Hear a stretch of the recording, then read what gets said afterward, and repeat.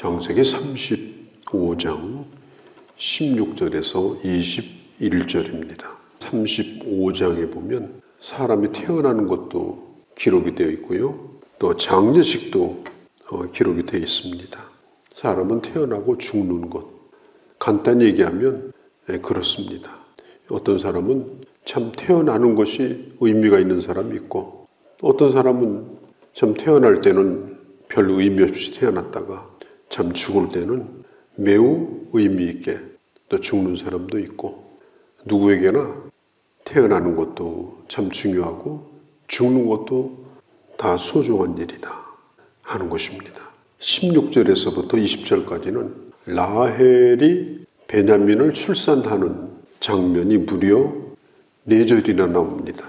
이 라헬이 베들레헴에 이르렀을 때 그때 산통을 하게 되고 그 아이를 낳는데 16절에 보면 심히 고생하였다. 그때 산파가 17절에 두려워 말라 내가 또 아들을 낳았다. 그때 18절에 이 라헬이 죽게 됩니다. 이제 죽으면서 자기가 낳은 아이를 베론이라 그렇게 불렀습니다. 슬픔의 아들이라는 뜻이에요. 이제 그렇게 하고 죽었어요. 그러나 야곱은 그 이름을 베냐민이라, 오른편의 아들이다, 이렇게 이름을 불렀습니다. 야곱은 죽기를 원치 않았겠죠. 그러나 사랑한다고 안 죽는 것이 아닙니다. 남편 사랑을 독차지하고 살았지만 결국은 그는 다른 여인들보다 먼저 세상을 떠나게 되고 사랑하는 남편과 이별을 하게 되어집니다. 요셉도 아직 어릴 때입니다. 그런데 베냐민을 또 낳아요. 배다른 형들이 지금 줄줄이 있습니다. 이 베냐민이 겪을 일을 생각하면 이 험한 세상을 어떻게 사는가, 얼마나 힘들겠는가, 이 어머니가 죽으면 이 애를 누가 돌보겠는가, 이런 생각을 하니까 그렇게 난산을 하면서도 그 자식 걱정을 하면서 안타까워하면서 죽게 됩니다. 그런데 야곱은 좀 생각이 달랐어요. 슬픔의 아들이 아니라 오른편의 아들이다. 전노하신 하나님의 작품이다. 이런 뜻도 있습니다. 하나님의 주신 귀한 선물로 야곱은 받고 절망하지 아니하고 그 자녀에 대하여 희망을 품게 되어집니다. 이제 37장으로 넘어가 보면은 야곱이 라헬에게서 낳은 요셉하고 베냐민을 특별히 사랑을 했어요. 눈에 보일 정도로 편애를 했습니다. 그래서 그게 나중에는 화근이 돼가지고 결국 요셉은 타국으로 팔려가는 그런 일을 겪게 되어집니다. 그렇게 하고 이제 27절에 야곱이 기럇 아르바의 마므레로 가서 그의 아버지 이삭을 만나게 됩니다. 기럇 아르바가 어딘가 하면은 바로 헤브론입니다. 거기서 야곱이 그의 아버지를 만나요. 그곳은 어딘가 하면은 그의 할아버지인 아브라함이 살았던 곳이고 또 아버지가 살았던 곳이고 이제 그곳으로 다시 돌아와요. 이곳에서 아버지를 만나게 되죠.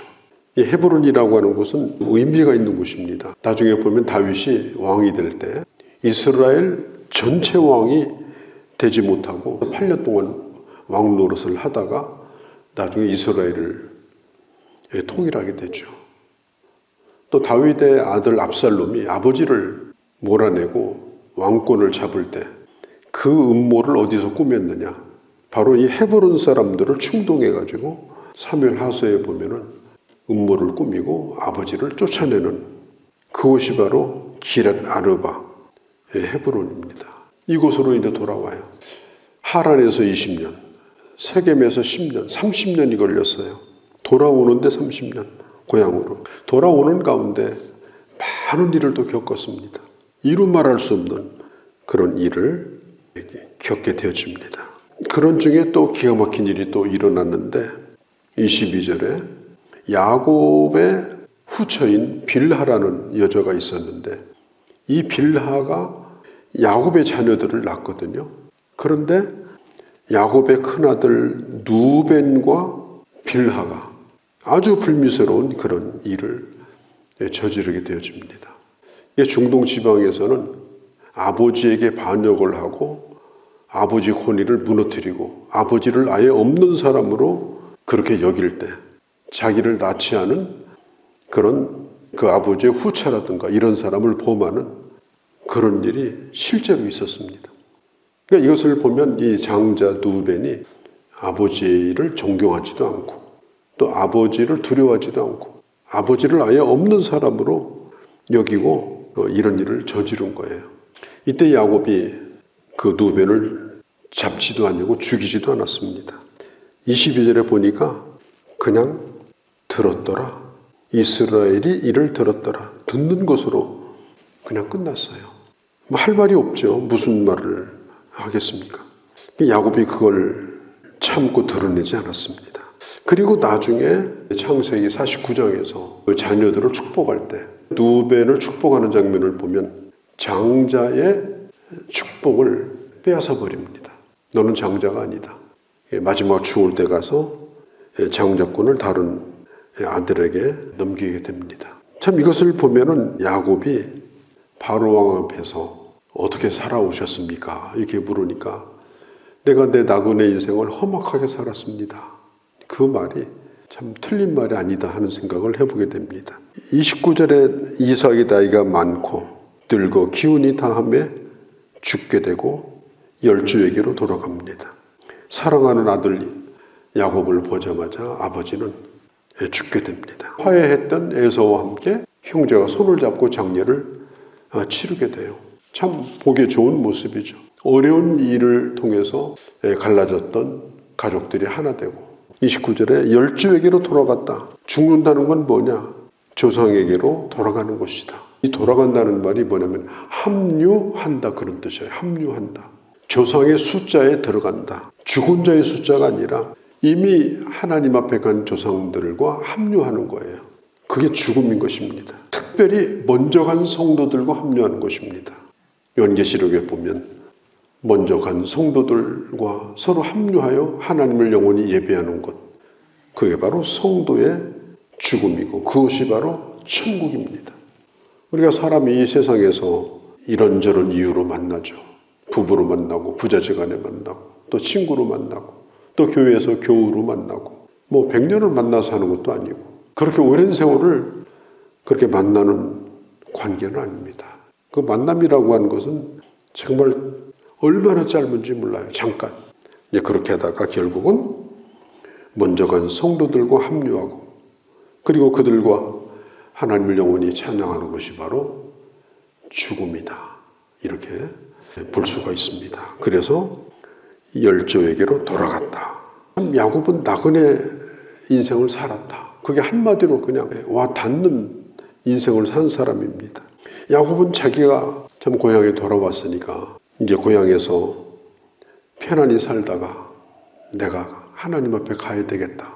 그런 생각을 하지 않았겠습니까? 그런데 야곱이 가나안 땅에서 죽지를 못했죠. 애굽으로 갔어요. 갑자기 또 결국은 말년을 애굽에서 보냅니다. 가나안 땅에 돌아왔으나 가나안 땅에서 죽지 못하고 말년을 애굽에서 보내면서 가나안 땅을 그리워하며 또 죽은 거예요. 그러니까 야곱은 죽는 순간까지도 나그네로 그렇게 살았던 사람이다. 어떤 삶을 살았든지 의미가 없는 삶은 없어요. 그게 고난이든지 그 형통이든지 거기에는 의미가 있고 어떤 만남도 또 그러합니다. 그런 걸 통해서 하나님은 하나님의 뜻을 이루어 가시고 우리들도 마찬가지예요.